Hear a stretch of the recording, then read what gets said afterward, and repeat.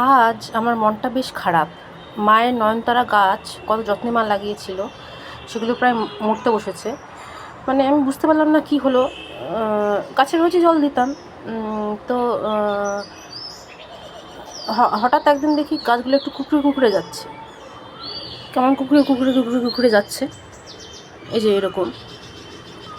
তো আমি ভাবলাম ফাঙ্গাস লেগেছে নাকি, অ্যান্টি ফাঙ্গাল দিলাম। আমি তো অত জানিও না কি করতে হয় না করতে হয়।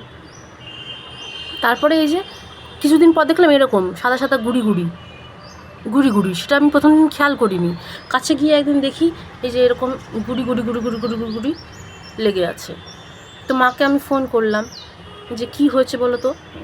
মা বললো যে ভিম জেল একটু জলে গুলে ছড়িয়ে দে গাছের উপর।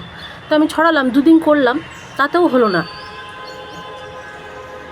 তারপর আমি ভাবলাম যে মাকে জিজ্ঞেস করে ভাবলাম যে একটু কেটে দিই উপরগুলো।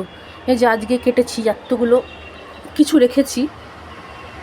দেখি দেখি দেখা যাক। আজকে আবার ভিম জেল জলে গুলে আবার দিয়েছি, দেখা যাক এখন গাছগুলো কি দাঁড়ায়।